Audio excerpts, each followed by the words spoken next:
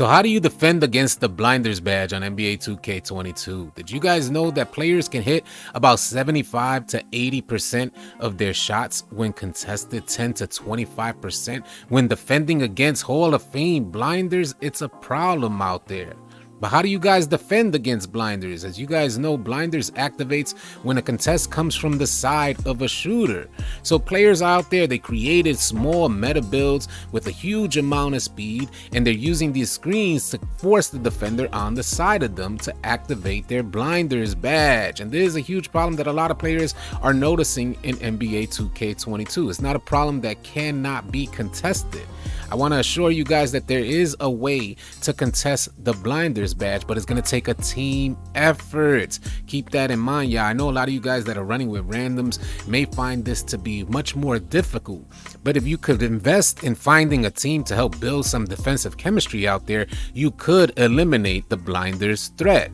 So with that in mind, let's talk about some tendencies for the players. We know that you have a point guard out there that's abusing the left-right cheese. His tendency is to try and find the open three-point shot. So you want to first eliminate that tendency, take away the strength of the shooter, and check to see if that shooter has passing IQ. By eliminating this threat of shooting around the screen and using their blinders badge, you force them into a different look, force them into a different option to create offense. And most of the time, these players have been in the lab for so many days, so many hours. They're in the lab trying to find open ways or open shot opportunities, and they're not thinking about this passing. So low IQ shooters, and there's a lot of them out there, y'all, keep that in mind. Low IQ players, low IQ point guards are not thinking about passing that rock. They're simply trying to practice that left-right cheese and take the shot on any given open opportunity. You just want to eliminate that. The way you eliminate that is playing the tendency of that player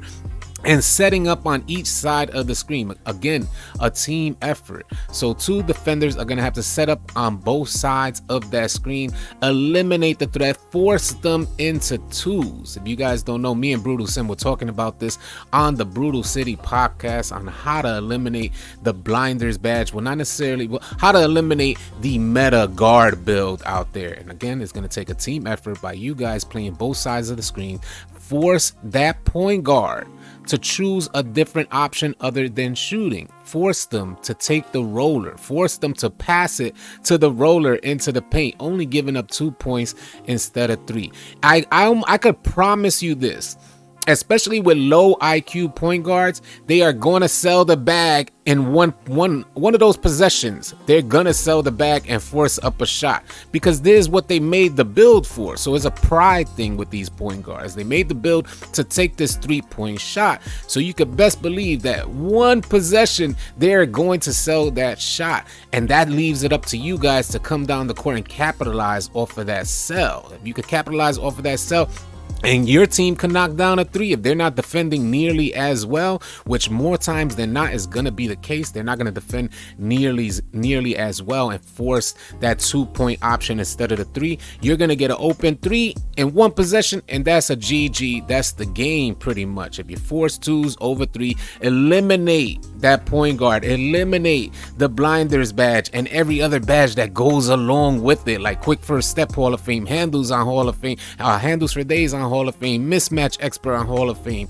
You want to try and stay really close to that way they're not activating these badges like blinders. And keep in mind, that's a 75 to 80 percentage. Like they're making 75 to 80% of their shots when contested 10 to 25% with blinders on Hall of Fame. Those are huge stats. I do want to give you guys the stats for blinders on gold as well, because a lot of people ask me about these stat numbers given to us by NBA 2K Labs.